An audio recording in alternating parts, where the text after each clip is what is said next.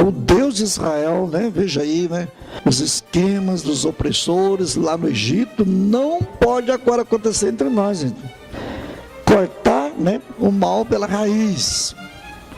Então Israel, que vivia num caos social, a dominação, a exploração econômica, agora como povo de Deus, encarnado, né, nas pessoas, na viúva, no estrangeiro e no pobre, né, não pode acontecer conosco e aconteceu lá atrás, né? Então essa medida forte e radical. O apelo a não prejudicar nem oprimir o estrangeiro convida-nos a considerar como acolhemos os migrantes, nossas comunidades. Não podemos ficar indiferentes e insensíveis aos dramas, sofrimentos. Então, o apelo a não maltratar nem fazer qualquer mal a viúva, ou órfão, etc, etc. E aí, como é que estão nossas comunidades, hein? Não explorar os pobres convida-nos a considerar não ter a instrução, né? Eles estão condenados a uma vida de trabalho de escravo, o salário baixíssimo, de miséria. Você encomenda um atuário de crochê, uma mulher que demora 1 mês, 2 meses fazer lá uma coxa ou uma toalha, e você me oferece R$10, filho da viúva de Naim.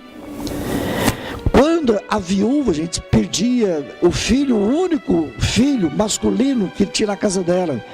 Se numa casa que não tem o masculino, a mulher não tem direito nenhum. Se tem propriedade, os anciãos, os doutores da lei, lá os sumos sacerdotes, nhoque naquela propriedade. Porque a mulher não pode possuir nada. Jesus, quando falaram que era o único filho da viúva que morreu, Talita cumi, levanta, menino. O menino acordou. A gente fala, Jesus ressuscitou. Muito mais que isso. Devolveu dignidade para a mulher. O masculino, que a lei depende do homem, né? Então você vê para cá. Por isso que Jesus curou o menino, né? Então, gente, veja a situação, aonde que Deus está, né? Está lá embaixo, na realidade simples, né? Então os pobres se veem cada vez mais, né? A usura, né? Gente emprestar. Você está com necessidade, né? Gente, mexer numa pessoa, pisar numa pessoa é pisar em Deus, né? Presta bem atenção na palavra de Deus, né? Isso aqui não é palavra dos homens, né? Não é uma teoria, não é uma filosofia, né? Além da viúva, do estrangeiro, dos pobres, né? E os empobrecidos, que perdem terra, tem que penhorar os seus bens, né? Não tem quem defenda. Então, para a gente não voltar àquela escravidão, o projeto agora, uma nova sociedade, na nossa terra, Jerusalém, então não faça aquilo que fizeram para nós. Não se deve fazer a outro o que não deseja para si mesmo.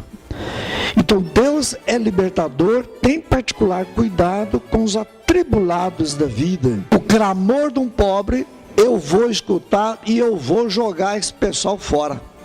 A ira de Deus, né? O clamor, por isso que a oração, quando um pobre que reza, gente, o clamor, é bonito a gente entender aí, né? As pessoas autênticas, pobres, que vão para a Cidade do Norte, ou qualquer lugar, estou rezando um texto, Deus escuta a oração do pobre, esmagado. Agora, se você com tanto perfume gastou R$80 para perfumar o corpo e vai rezar o terço, meu filho, Deus não escuta. Estou dando exemplo, porque você não é mais pobre. Mas aquele, quantos salmos que fala aquele, né? Deus ama quem teme a Deus lealmente, tá vendo? Legalmente todo mundo reza, mas leal, uma coisa autêntica, né? Então a oração de um pobre, gente, Deus escuta. Quando é autêntica, Agora, eu vou rezar para você estar na loteria, meu filho. Isso não é leal. Pode ser legal, a sua parte, mas Deus não vai escutar abobrinha, né? Porque é interesse aí. Então, o Deus de Israel, né? Veja aí, né? A opressão, né? Os esquemas dos opressores lá no Egito não pode agora acontecer entre nós, gente. Cortar, né, o mal pela raiz. Então, Israel, que vivia num caos social, a dominação, exploração econômica, agora, como povo de Deus, encarnado, né, nas pessoas, na viúva, no estrangeiro e no pobre, né, não pode acontecer conosco e aconteceu lá atrás, né? Então, essa medida forte e radical. O apelo a não prejudicar nem oprimir o estrangeiro convida-nos a considerar como acolhemos os migrantes em nossas comunidades. Não podemos ficar indiferentes e insensíveis aos dramas, sofrimentos. Então, o apelo a não maltratar nem fazer qualquer mal a viúva, ou órfão, etc, etc. Não explorar os pobres convida-nos a considerar não ter a instrução, né? Eles estão condenados a uma vida de trabalho de escravo, o salário baixíssimo, de miséria. Você encomenda um atuário de crochê, uma mulher que demora 1 mês, 2 meses fazer lá uma coxa ou uma toalha, e você me oferece R$10? Quanto que o capitalismo ganha? Quanto que os bancos estão ganhando? Aonde vai estar a Bíblia nessa altura? Estão dando a Deus o que é de César. A gente não vai, né? Não vai sentir as dores. Não faças a outro o que não queres para ti, né? Isso aí é uma lei. Jesus sabia dessa frase, né? Exatamente. Então, primeiro mandamento, né? Amar a Deus, sim, mas amar o próximo, né? Como a si mesmo. Vamos explicar então aí. Lembre-se que Jesus está na última semana, lá na Semana Santa, em conflito com as lideranças, né? Domingo passado foi qual que é a imagem de Deus, dar a Deus, dar a César o que é de César, o que é de César, né? Pois é. Agora, amar a Deus e amar o próximo. As lideranças, então, vamos perguntar para Jesus. Dá uma olhadinha rápida lá no folheto, né? As lideranças, veja lá, os fariseus ouviram dizer que Jesus tinha calado os saduceus. Então eles se reuniram e um deles então vai e pergunta para Jesus para experimentá-lo. Está vendo o que é experimentá-lo aí? É acusar, né? É armadilha, né? Mestre, na semana passada elogiaram Jesus. O Senhor não julga ninguém pelas aparências, o Senhor é homem verdadeiro. Diga-nos, pois, deve pagar o imposto para César, sim ou não? Que facada. Você elogia uma pessoa, depois você dá uma facada nela. Agora a pessoa chega já de sopetão. Mestre, qual é o maior mandamento da lei? Deuteronômio, etc. Amarás o Senhor teu Deus de todo o teu coração, de toda a tua alma, de todo o teu entendimento. E tem outro texto que fala de todas as tuas forças, né? Gente, aqui está a antropologia. O homem, nós temos o lado do coração, que é o lado, não é só afetivo não, né? Mas o lado pessoal, né? Biológico, pessoal, toda a alma, o seu lado intelectual, né? Inteligência, todo o seu entendimento, toda a força, o lado espiritual. Então, amar a Deus, né? Amar a Deus, então não é questão de entrar numa igreja.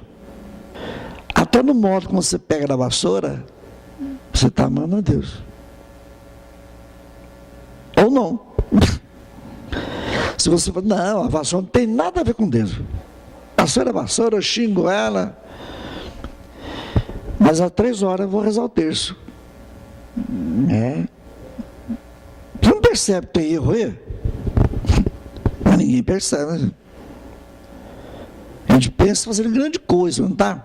Pensa que está, mas não está. E o segundo Jesus falou, é semelhante a esse. Amarás o teu próximo como a ti mesmo. Como o próximo é amado por Deus. Então não é questão de simpatia, não é questão de familiaridade, não é questão, né, sentimento biológico, naturalidade, o brasileiro, o mineiro, não. Nenhum critério humano está aí, filho. O único critério amar o próximo é porque Deus o ama. Abandonar os ídolos. Então, vocês não têm a folha branca lá. Então, amar o povo, então o evangelho é o número 2 aqui, ó. Amar o povo, né, é a porta de entrada para amar a Deus. Profetas, né, gente? A vontade de Deus está no cumprimento desse duplo mandamento. Tudo mais os nossos afazeres, as nossas devoções, só tem sentido se nasce desses mandamentos. As nossas devoções, tudo mais depende desses 2 mandamentos. A vontade de Deus não é o muito fazer nosso, seja por Deus, seja pelos irmãos. O importante é ser para o outro como ele próprio foi para Deus e para o próximo. Como Jesus foi, né, para o seu Pai e foi para todos nós aqui na terra, você também tem essa mesma atitude. Por isso que Jesus tratou todo mundo por igual. Agora, quando as pessoas se fechavam, os fariseus, aí Jesus ficava bravo. Hipócritas, fingidos, nossa, aí Jesus dá seu pau. Mas Jesus amou todo mundo. Agora, quem se fecha, aí desde lá do Êxodo, se você fizer mal para o pobre e ele gritar, a minha cólera vai se inflamar, eu vos matarei a espada. Eu vou, né? Não pensa que Deus está vingando, não é vingança.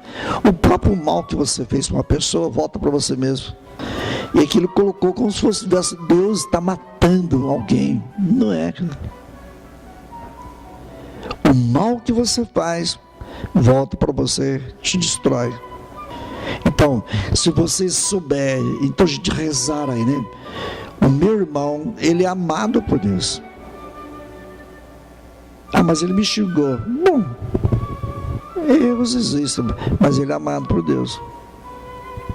Então faça alguma coisa. Então, o que é uma comunidade amar o próximo? Se todo mundo fizer isso, amar as pessoas não pela qualidade do outro, não porque é parente conhecido meu, nada disso.